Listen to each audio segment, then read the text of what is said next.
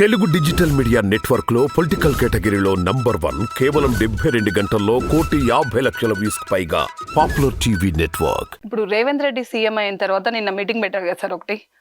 అయితే దానికి ఆహ్వానితులుగా అమర్ రాజా బ్యాటరీ నుంచి ప్రతినిధులు, అమర్ రాజా కంపెనీ నుంచి ప్రతినిధులు, ఇంకా అదాని గ్రూప్ నుంచి కూడా ప్రతినిధులు వచ్చారు. ఇది మన రాష్ట్రానికి ఏమన్నా యూత్కి ఏమన్నా ఇంకా ఏమన్నా జాబ్స్ వచ్చే అవకాశం ఉందా సార్ వాళ్ళ వల్ల? అంటే ఇదేమన్నా శుభ పరిణామంగా మనం భావించవచ్చా? ఒకటమ్మా, రాష్ట్రంలో ఎంప్లాయ్మెంట్ ప్రొవైడ్ చేయడానికని ఎవరైనా ఇండస్ట్రియలిస్టులు ఒక పద్ధతి ప్రకారంగా ఈ రాష్ట్రంలో పరిశ్రమలు పెడతానంటే it's a welcome measure. So ఈ అమర్ రాజా కంపెనీకి కొంత రాజకీయమైనటువంటి ఇది ఉంది, ఇది పార్షాలిటీ ఉంది. వీళ్ళు చౌదరీస్, వీళ్ళు అక్కడ జగన్ రాగానే ఏదో పరిపాలనా సౌలభ్యం జరగదని, తర్వాత కమ్మాస్ని విక్టిమైజ్ చేస్తున్నారు అనేటువంటి ఒక పొలిటికల్ క్యాంపెయిన్లో ఉన్నారు.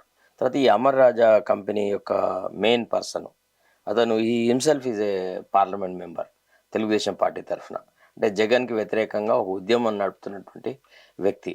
సో ఇట్లాంటి వాళ్ళని తీసుకొచ్చినప్పుడు కొంత రాజకీయంగా ఆలోచిస్తారు ప్రజలు. ఏంటిది, మళ్ళీ సమైక్యవాదులకు ఏదైనా ప్రాధాన్యత వస్తుందా ఈ రాష్ట్రంలో, తెలంగాణ వాళ్ళని ఇగ్నోర్ చేస్తున్నారా అనేటువంటి ఒక ఆలోచన రావచ్చు. First point. సెకండ్ ఏంటంటే, వాళ్ళు కావలసియే ఈ సందర్భంలో రేవంత్ రెడ్డి గారిని కలిశారు. వాళ్ళకు ఉద్దేశాలు ఉంటాయి. ఏది, రేవంత్ రెడ్డి పరిపాలన కూడా మాకు అనుకూలంగానే ఉంది, మేము ఏ రకంగానైనా విస్తరించగలము, మాకు ఆంధ్ర కంటే తెలంగాణలోనే వాతావరణం చాలా బాగుంది అని చెప్పుకోవడానికి వాళ్ళు కృషి చేసే అవకాశాలు ఉంటాయి. ఈ సమైక్యవాదులకు సంబంధించిన ఇండస్ట్రియలిస్ట్ కానీ, బిజినెస్ పర్సన్స్ కానీ వీళ్ళంతా ఆ రకమైన ప్రొజెక్షన్ ఇస్తారు. అంటే ఒక రకంగా ఏంది అంటే, మాజీ తెలుగుదేశం వాళ్ళు ప్లస్ ఇప్పుడు తెలుగుదేశంలో ఉన్నవాళ్ళు రేవంత్ రెడ్డి గారు మా మనిషి అని చెప్పుకోవడానికి ప్రయత్నం చేస్తుంటారు. కాబట్టి ఈయనే జాగ్రత్తలో పడాలి, మా ముఖ్యమంత్రి గారు జాగ్రత్త పడాలి. అంటే అఫ్కోర్స్ వీళ్ళని కొంత దూరం పెట్టడమే బెస్ట్. అంటే ఇమీడియట్గా వీళ్ళ పట్ల ఒక ఏ రకమైన సానుకూలమైనటువంటి వాతావరణం ఏర్పరిచినా ఇది ఒక రకంగా బీఆర్ఎస్కి మేము ఒక ఆయుధం ఇచ్చిన వాళ్ళం అవుతాం. అంటే అవి చూసారా, మళ్ళీ మన తెలంగాణ వాళ్ళు నిర్లక్ష్యానికి గురవుతున్నారు, తర్వాత మళ్ళీ ఆంధ్ర వాళ్ళకే ప్రాధాన్యత పెరిగింది, రేవంత్ రెడ్డి ఇంకా కూడా తెలుగుదేశం నాయకుల్లాగానే బిహేవ్ చేస్తున్నాడు తప్ప కాంగ్రెస్ ముఖ్యమంత్రి లాగా చేయట్లేదు అనేటువంటి ఒక విమర్శలకి మనం అనవసరంగా తావిచ్చినట్టు అవుతుంది. పెద్దగా ఇప్పుడు వాళ్ళు ఇమీడియట్గా ముఖ్యమంత్రిని కలవడం వల్ల వచ్చిన కొత్త ఇండస్ట్రీస్ లేవు, కొత్తగా ఉద్యోగాలు లేవు, ఏం లేదు. ఇది అంత ఏంటంటే పొలిటికల్ పరిస్థితి మారంగానే కొంతమంది ఇండస్ట్రియలిస్టులు, కొంతమంది సినిమా వాళ్ళు వీళ్ళు ఏం చేస్తారంటే ముఖ్యమంత్రిని కలుస్తారు, ఒక 2 బోకేలు ఇస్తారు, ఇగో ఈయన కూడా మాకు వెరీ క్లోజ్, ఈయనతో కూడా మేము ఏ పని అంటే ఆ పని చేయించుకోగలము అని they improve their image at the cost of the image of the government. So వీళ్ళ వల్ల ఒరిగిన పెద్ద ప్రయోజనం అంటూ ఏది లేదు, వీళ్ళని మనము ఇగ్నోర్ చేయొచ్చు. రెండోది ఏంటంటే, ఈ అదాని గ్రూప్ విషయంలో కూడా కొంత విమర్శలకు తావిస్తుంది. ఒక పక్క మా పార్టీ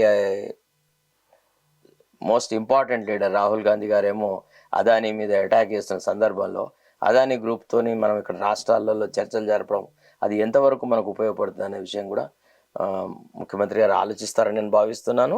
ఒక రకంగా ఏంటంటే, దీస్ గ్రూప్స్, ఈ అదాని గ్రూప్ అనేది మోస్ట్ సినిస్టర్ కంపెనీ. వీళ్ళు దేశవ్యాప్తంగా పరిపాలనలో ఉన్న వాళ్ళకి వీళ్ళని ఆదరించడం వల్ల చెడ్డ పేరు వచ్చింది తప్ప ఎక్కడా మంచి పేరు వచ్చిన సందర్భాలు లేవు. ఈనాడు మోడీకి ఎదురవుతున్నటువంటి ఒక ముఖ్యమైన సమస్య అదాని గ్రూప్కు ఆయన ఇచ్చినటువంటి చేయుత. ఏ క్వాలిఫికేషన్స్ లేకున్నా అన్ని ప్రాజెక్ట్స్ అన్నిటినీ A to Z ప్రతి రంగంలో ఈనాడు అదాని గ్రూప్ వాళ్ళకే ప్రాధాన్యత ఉంది. సో ఇవన్నీ కొన్ని రాజకీయంగా కొద్ది సున్నితమైన విషయాలు. I'm sure he must be having some political advisers. Revanth Reddy గారికి కూడా అడ్వైజర్స్ ఉంటారు కదా, వారు అడ్వైజ్ ఇస్తారు కదా ఏం చేయాలి ఏం చేయొద్దని. ఇప్పుడు ఇదే పరిస్థితి ఒకవేళ ఇట్లాంటి సమస్య డాక్టర్ వైఎస్ రాజశేఖర రెడ్డి కానీ, డాక్టర్ చెన్నారెడ్డి గారు వారు ముఖ్యమంత్రి అయిన తర్వాత, అంటే తెలుగుదేశం పార్టీని ఓడించి అధికారంలోకి వచ్చినటువంటి ముఖ్యమంత్రి డాక్టర్ చెన్నారెడ్డి గారు కానీ, డాక్టర్ వైఎస్ రాజశేఖర రెడ్డి గారు కూడా ఈ రకమైన సిచ్యువేషన్స్నే ఫేస్ చేస్తున్నారు. బట్ వాళ్ళ నిపుణత పోలిస్తే ఇక్కడ కొద్దిగా అంత మెచ్యూరిటీ కనపడలేదు. వాళ్ళు ఇమీడియట్గా ఎవరిని దగ్గర రానిలేదు. అట్లానే వాళ్ళేం సమైక్య ఆంధ్ర వాళ్ళనో లేకపోతే ఇంకెవరినో తెలుగుదేశంకి సంబంధించిన వాళ్ళనో అణిచిపారేయలేదు, కానీ ఇమీడియట్గా వాళ్ళని దరిదాపులోకి రానియలేదు. ఆ రకమైనటువంటి కొంత చాకచక్యం అవసరం అని నా ఉద్దేశం.